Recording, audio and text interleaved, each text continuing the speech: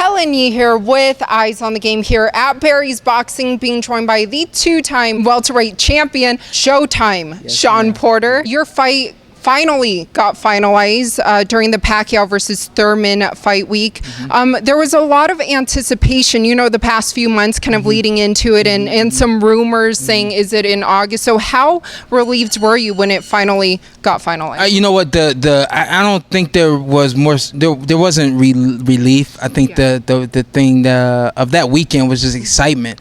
I mean, excitement to see Pacquiao and keep Thurman was you know, that alone was quite exciting, but also so excited to be able to announce the fight happening and talk about it and see Errol Spence right there face to face and do our first face off, all that. I mean, for me, it's just 100% excitement, you know what I mean? So I am definitely elated, and I will be ready for this one.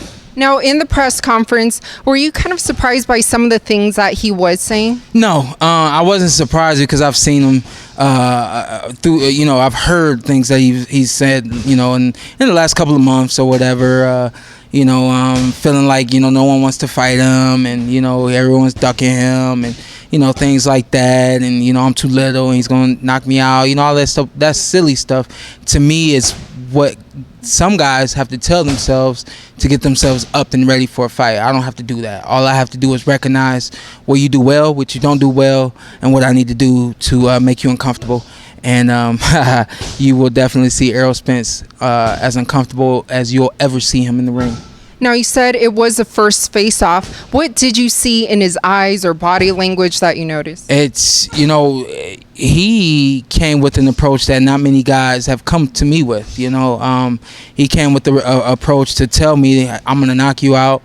And he's told me that he hopes I try to box him from the outside, you know, little things like that. And I'm looking at you. I didn't say anything to him, but I'm thinking to myself, this is for the cameras. Why do you have to talk right now? You know, this is, you know, why are you even announcing these things to me? You think you don't think I know you want to knock me out? You don't think I know you want me to try to box you from, you know? So for him to state these things to me in that moment was letting me know, again, he's trying to tell me some things, but also remind himself of some things, is that, you know, he really needs to get ready for this fight. Like to convince himself, but not necessarily believe it. Right? Exactly. Yeah. So, you know, I think at some capacity, I mean, he's a fighter, he's a dog. I know that he believes it, but I think he was trying to intimidate me and I guess make a point. But to me, I mean, what point? You know, we're smiling and we're just looking at each other for these people to take pictures, you know, so I don't need to say anything to you about anything right now, you know. So as always, I let the fist do the talking in the ring. Yes, absolutely, just like your last fight as well. Now, you face very tough opponents like the Keith Thurman to Danny Garcia. Where do you think his skill set kind of ranks amongst opponents that you fought? You know what, for a southpaw, I think that he has really high skills. He's talented. I think that a lot of that is because he's a southpaw, and for those of you who don't understand out there, you just have to wait until this fight jumps off. And when you see him uncomfortable, when you see things that have worked for him before that don't work anymore against me, then you'll start to understand, well, okay, Shawn Porter's taking advantage of his southpaw stance, and he's not allowing Errol Spence to be comfortable and use his southpaw stance to an advantage. Now, speaking of that southpaw stance, is that something that you're hoping to really capitalize on in the fight to hand him his first loss? Yeah. I mean, you know, you have to, it's a part of boxing. You have to prepare for a southpaw different than you prepare for an orthodox fighter. And so I think understanding the rules and the tricks and all the good stuff, I think that's something that he doesn't understand, that he's ready for, you know. So I think that's where I have an advantage over him. Is that what you think you have different compared to the other opponents that have faced him? For sure. I think in a lot of ways, other guys either didn't know how to prepare to fight Errol Spence, or just were not prepared to fight Errol Spence. And I think I think it's been shown time and time again through 33 fights now that I will be prepared for anything.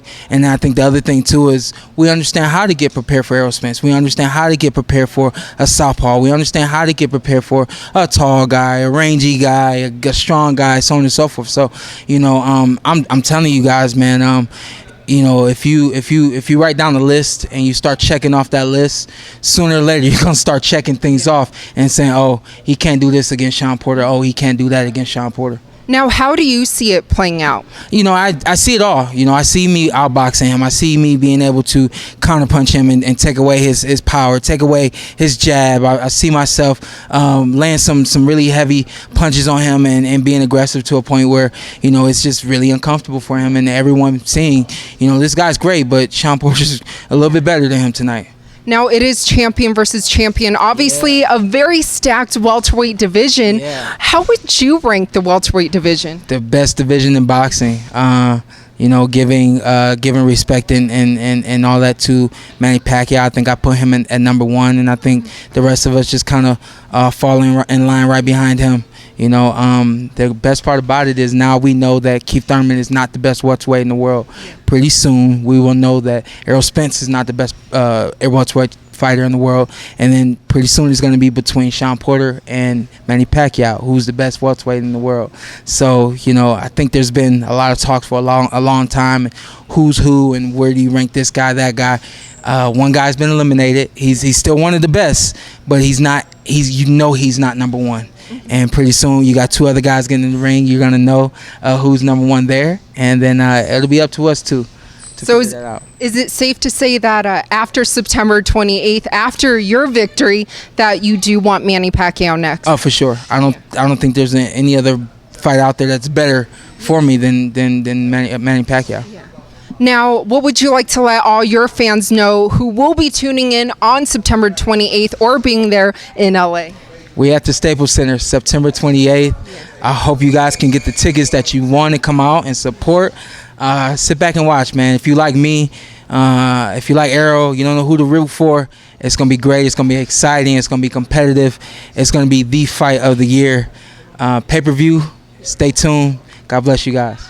And lastly, the pool party tickets to Keith Thurman. Yeah. Did you guys end up going after his fight? I did not. I don't do the pool parties. I don't really party at all. I went home and I stayed home on Sunday after church, you know, things like that. So, you know, I didn't catch up with him to find out if he went. I don't expect he did. Yeah. But I do expect someday that him and I will definitely get to a couple of water parks and stuff like that together and have some fun. The water slides for sure. Well, thank you so much for your time. Best of luck to you, September 28th. Thank you.